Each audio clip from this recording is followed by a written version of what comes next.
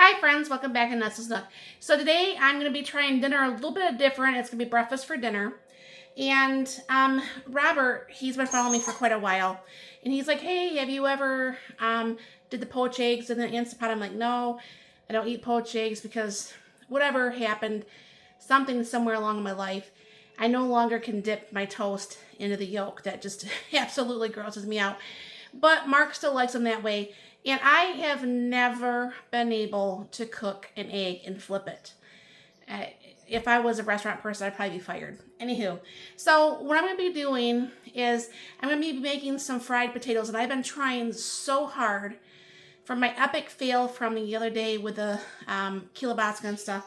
I've been trying to make the potatoes actually a little bit more, not necessarily crunchy, but like more crunchy. So I did try some today on the stove. It turned out okay. It still wasn't as crunchy as I wanted it to be.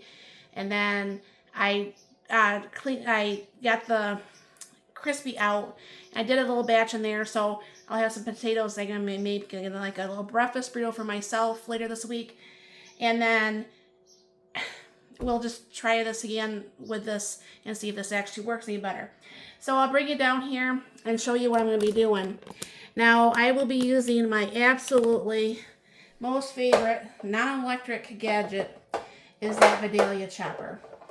If you do not have one like this or something like this, you definitely really truly need to have it in your life. I mean, I have really nice knives. I have the Cutco knives.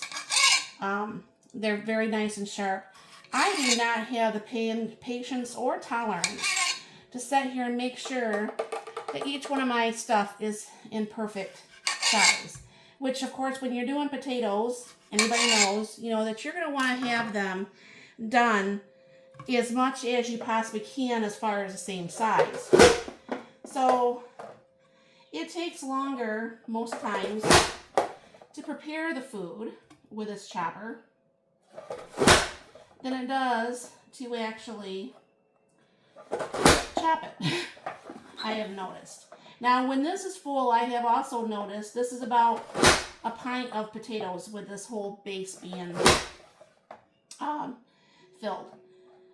So if you need a pint of potatoes without kind of like guessing too much, that's what it would be. All right, so now I have my 3/4 Instant Pot out here. Let me bring this up just a little bit now that I'm not cutting. And I have my pan with my cedar basket in here. So what's going to happen is I'm going to go ahead and open this up. Take this lid off here. I'm going to go ahead, there's water down, about a half a cup of water down below. And I'm going to go ahead and throw my potatoes in here. All right. Now, with the Instant Pot, you don't need to have this full of water and everything, so that works out very nice. Go ahead and put that in the base. This is one of them that you don't have to push the on button, but since I've been messing around, I have this on 4 minutes today, and I can just go ahead and walk away and continue doing what I'm going to be doing. And then we'll also be poaching the eggs in this 3/4 Instant Pot today too. So I wanted to get the potatoes done first. So that's going to be ready, and then I can go ahead and when we're ready to poach the eggs also. All right, so the potatoes have been done for a bit. Now go ahead and I'm going to spray this bottom because even though I have my little oil sprayer thing, this seems like it does better on there, even though I don't care to use it. So I'm going to go ahead and take off the lid. There's still a little bit of steam, so these are still really super hot.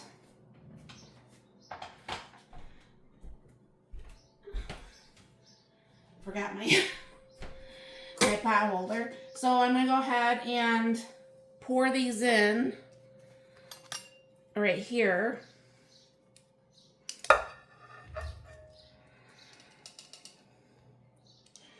Get the rest of those out. All right. And I am going to wash this out real quick and then we'll do the eggs.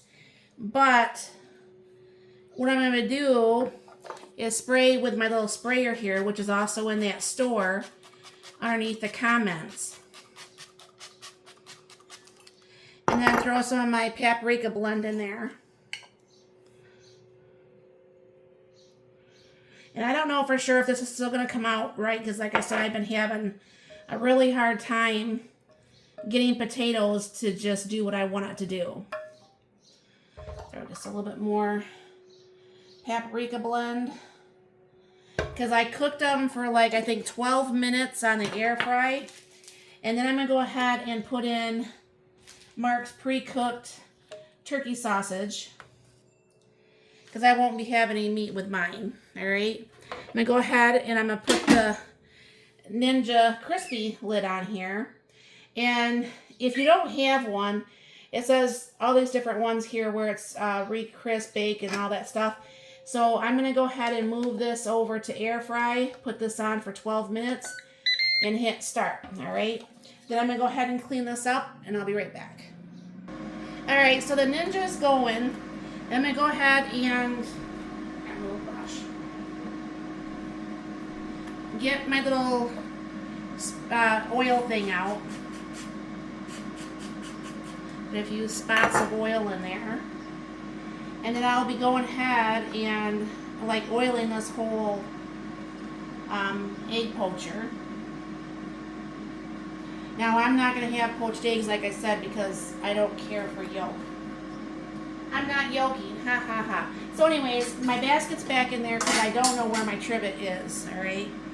So I'm going to go ahead and crack an egg into each trivet, all right? And get a new rag. Put some pepper on each. And then I'm going to go ahead and put some salt on each. Now this will hold 2 of them in here in this little 3-quart. Alright. Now, what's going to happen is I'm not going to start this quite yet because it's got 8 minutes. Well, I guess I could because I could just let it instantly release. Is when we tried this, from Robert telling us this, he says the 3 minutes was good for him. But like Mary was doing hers, I don't know if she did it 3 or 4 minutes. And I think it varies from state to state. So I'm going to go ahead and do the 4 because when we were trying this, Mark liked the 4 versus the 3 as far as being able to spread this stuff around. So I'm going to go ahead and hit that. It's still at the 4 minutes like the potatoes were at. And I don't have to hit start or anything. I just walk away and we'll be back. Alright, so I'm just going to do half scrambled eggs. I'll put some eggs or some pepper in there and some salt. Alright, and just go ahead and keep getting these done up here. The eggs are almost done. Everything is almost done. The toast just got done. So dinner will be on its way here. But I've been trying not to use a non-stick. You know, you have to heat up your pan prior to put the butter in there and then so on and so forth. So I've been doing a little bit better with the scrambled eggs, but I'm still not an egg cook. Alright, so the time just went off. I'm going to go ahead and hit cancel. I'm going to do a manual release, and then that will be done here, and we have 1 more minute on the potatoes. Alright, so I like some cheese and salsa on my eggs. So I'm going to go ahead and put that on there. While I'm waiting for the rest of this, shake up my salsa. Put some of that on there. Alright. And Mark buttered the toast for us. And he's going to go ahead and pull these eggs out real quick. Alright, so Mark's going to go ahead and get his potatoes because he likes to put the eggs over top of the potatoes.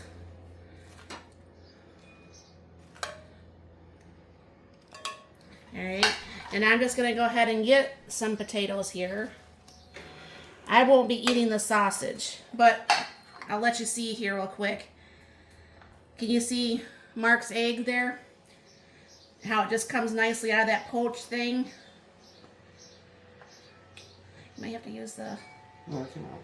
You just have to push the sides a little bit. So, I mean, there he goes. And let me get out his little fork there and so you could see. You can see how it still has yolk. He's not yolking. I'm not yolking. So, this works out really, really well. And if any of you all happen to have any ideas that you want to see me cook or fix or whatever, let me know and down below. But there's Mark's and there's mine.